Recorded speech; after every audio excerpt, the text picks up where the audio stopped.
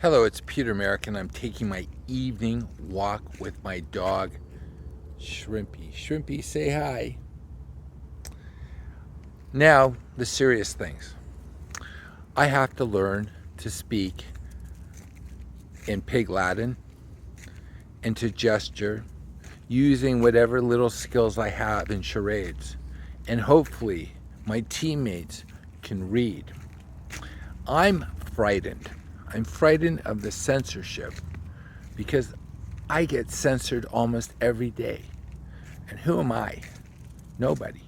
I just have an opinion. And it's scary when opinions are censored.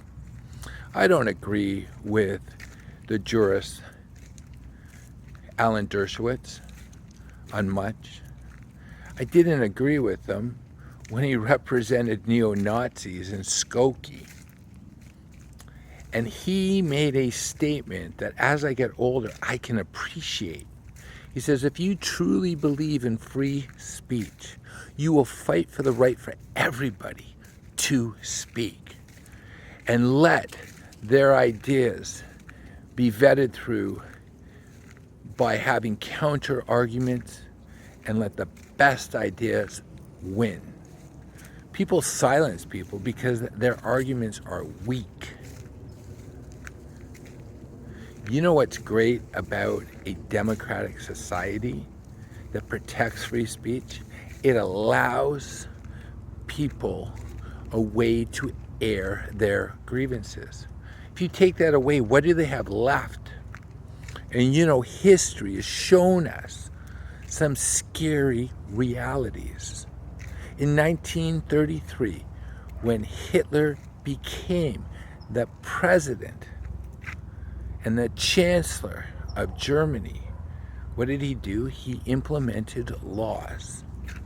He took away individuals' rights.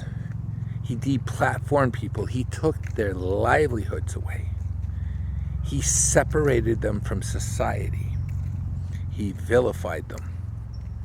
And we all know what transpired. He had, through his regime, kill millions of people.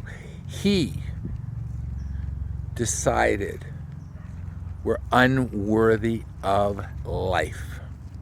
Is that the world you want to live in? Many people say, well, this is not Facebook or TikTok. So why are you talking about this? You know what makes capitalism works? What makes capitalism work is the fact that people can go out there, make a fool of themselves, get completely beat up, and get up again. And you know what makes a society work? A high trust society. One where people are willing to speak, they're willing to trust people they don't know, and that's where innovation comes from. So what type of society do you want to live in? One that has crony democracy, crony capitalism, crony freedom? As long as you say the right things, we'll let you live. You want to know something? It might start with other people. It never ends with those people. And if change is going to happen, it's going to happen because you have decided that if it's going to be, it's up to thee. And together, individuals can change the world. What do I mean? Just imagine everyone decides to go to the beach. You have a traffic jam. Individual decisions make a change. What side do you want to be on? When they write history, if we're allowed to have any future, do you want to be the people?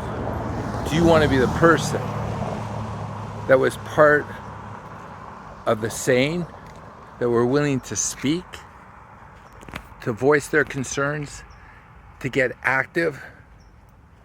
Or are you going to be one of those people who just sit by and watch it happen and hope it doesn't happen to you? Because whatever happens to anybody else, it happens eventually to you. Now, I'm going to paraphrase two great leaders, people who had great influence on our civilization. The first one is Jesus. When he was being put on the cross, he said, "Father, they do not know what they do. Forgive them." He knew by him being crucified, they were crucifying themselves. The second person is Gandhi.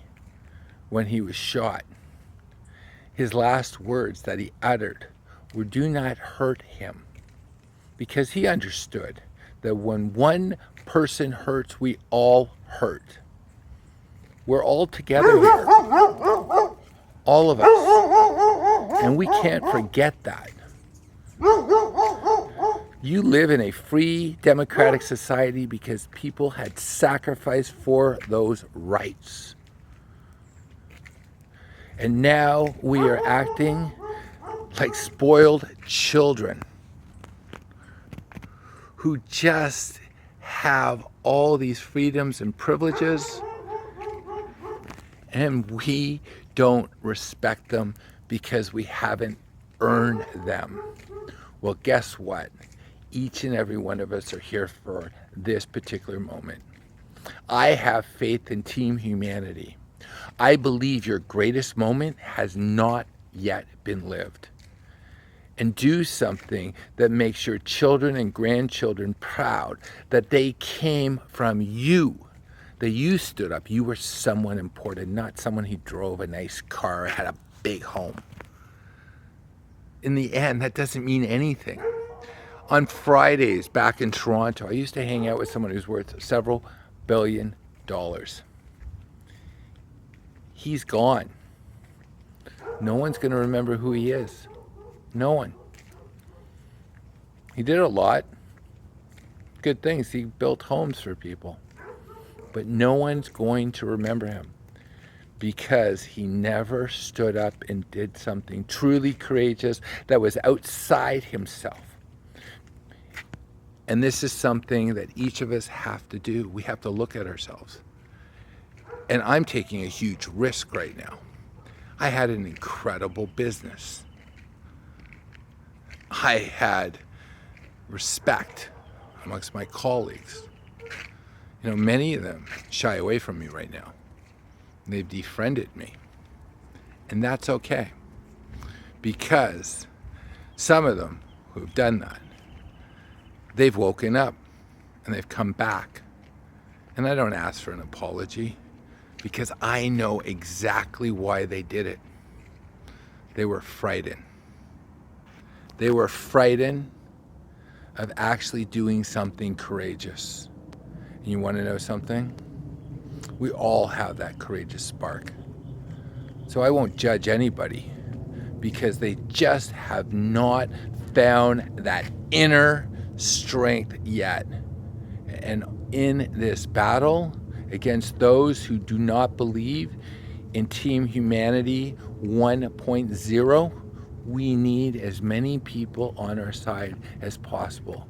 We have to hold the wall. We have to. I'm going to leave this. I listen to the American anthem all the time. And it's about a fort that was being bombed by the British. Cannons through the night. Huge holes. And the next morning, the flag rose. And this individual who wrote the American anthem, he was so impressed with the fact that these people were willing to sacrifice for an idea. And you know what the best idea? It's freedom. It's self-respect. It's dignity. It's not acquiescing to evil. Because guess what?